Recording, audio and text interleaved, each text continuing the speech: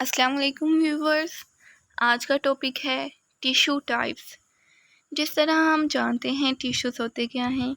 Tissues consist of large number of same types of cells which carry out specific functions.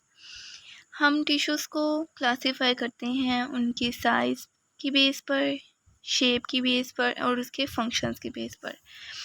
तो अगर हम इन्हें divide करें तो टिश्यूज़ की 4 मेजर टाइप्स होती हैं, जिनमें शामिल है epithelial tissues, connective tissues, muscle tissues and nervous tissues. तो सबसे पहले आज हम पढ़ेंगे एपिथेलियल टिश्यूज़। एपिथेलियल टिश्यूज़ क्या होते हैं? These are the sheets of cells covering body surface or lining body cavities, also found in glands. ये वो टिश्यूज़ हैं जो कि हमारी सरफेस पे पाए जाते हैं या ये मोस्टली ग्लैंड्स की सरफेस को कवर करते हैं। It forms boundaries between the different environments. इसके एग्जांपल में आ जाएगा epidermis of skin separate inside and outside of the body. जिस तरह के हमारी स्किन पर एपिडर्मिस होती है जो बाहर के इन्वायरमेंट को और बॉडी के इंटरनल इन्वायरमेंट को अलहदा करती है और एक बैरियर के तौर पर काम करती है। जबकि दूसरी एग्जांपल है epithelium lining urinary bladder separates underlying cells from urine. जो एपिथेलियम होती है, एंडोथेलियम मोस्टली इसे कहा जाता है, जो कि अंदर वाली लेयर होती है यूरिनरी ब्लैडर की। मोस्टली ये 6 लेयर्स पर मुश्तमिल होती है। So there are 6 layers of cells in the form of epithelium. इस तरह वो अरेंज होंगे और जब प्रेशर एक्सर्ट होगा या when the bladder is filled with urine, then it will pressurized and compressed and then it will come to the 3 layered structure. Next हम पढ़ेंगे functions of epithelial tissues. इसके बहुत से फंक्शन हो सकते हैं which include protection of underlying structure. तो ये प्रोटेक्शन कैसे प्रोवाइड करेगा? फॉर एग्जांपल इसमें आ जाएगा डिहाइड्रेशन और केमिकल एंड मैकेनिकल डैमेज, ये इससे प्रोटेक्ट करेगा। देन आएगा अब्जॉर्प्शन। अब्जॉर्प्शन में क्या होगा? इसके एग्जांपल है हमारे पास स्मॉल इंटेस्टाइन या फिर स्टमक की। तो स्टमक में क्या होते हैं? एपिथेलियल सेल्स जो कि क्या करते हैं? अब्जॉर्प्शन करते हैं। जिस तरह के डिफरेंट न्यूट्रिएंट्स की अब्जॉर्प्शन होती है स्टमक में, स्मॉल इंटेस्टाइन में, लार्ज इंटेस्टाइन में, तो ये एपिथेलियल सेल्स के ज़रिए होती है। और बाद में फिल्ट्रेशन में क्या आ जाएगा? ये कहाँ होती है? किडनी में ग्लोमेरुलस से ग्लोमेरुलर फिल्ट्रेट बनता है, जिसके ज़रिए क्या होती है? Filtration.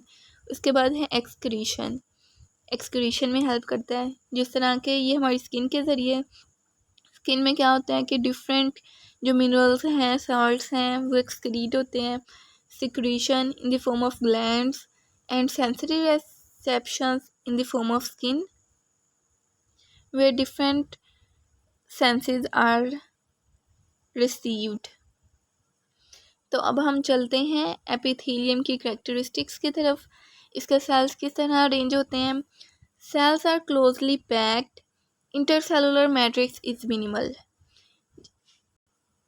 For example these are the cells which are arranged and there is the space. This space is called intercellular space and it is filled with matrix. Usually many different cells have matrix, but epithelium cells have closely packed cells with minimal matrix. Mostly these cells lies on basement membrane. It means usually it can be epithelium and endothelium. Regeneration.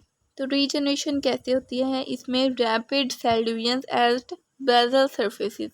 For example, in our mouth there are mostly epithelium cells which face the wear and tear conditions but can be regenerate. Next हम चलते हैं classification of एपिथीलिया की तरफ। तो classification में क्या क्या आ जाते हैं और किस बेसिस पे क्लासिफाई किया जाता है इसको? सेल लेयर्स की बेस पे, जितने सेल की लेयर्स होंगे उसकी बेस पर इसको क्लासिफाई किया जाता है। इसकी बेस पर इसकी 2 टाइप्स हैं, सिंपल एपिथीलिया एंड स्ट्रेटिफाइड एपिथीलिया।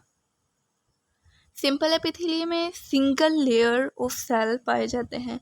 मोस्टली इसमें क्या किया जाता है? Facilitated absorption and filtration like in kidney glomerular filtrate, जहाँ पर कैपिलरीज से क्या बनता है?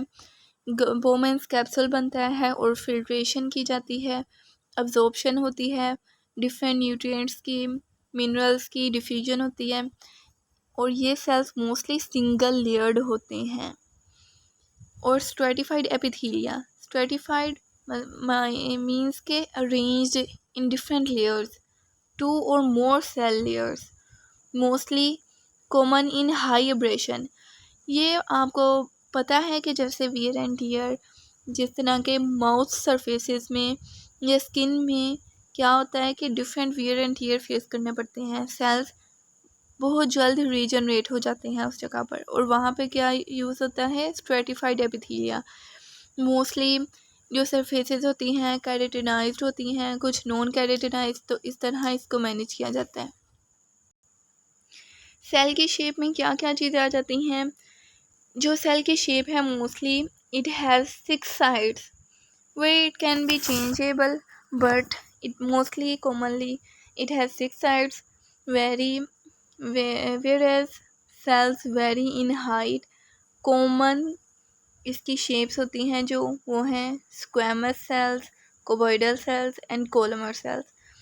इनके नेम इनके शेप्स पे डिपेंड करते हैं, जिस तरह के यहाँ दिखाया गया है। जिस तरह के ये squamous epithelium in the form of squame, and this is the cuboidal, which is the cube shaped structure, and these are the columnar, which are arranged in vertical position, vertical.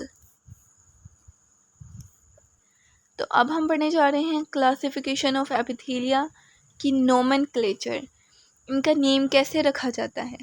Mostly cell layers and cell shape की base पर इनके name रखा जाते हैं। जिस तरह के 2 names इसमें इंक्लूड होंगे इसकी टाइप्स के। First name indicates cell layer and second name indicates cell shape. On the basis of these 2 characteristics, we will nomenclate these cells.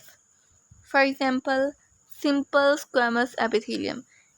There, simple indicates that the cells are in single layer. Squamous means the cells are squamous shaped.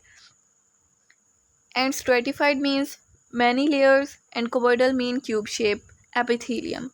This is the nomenclature of epithelia.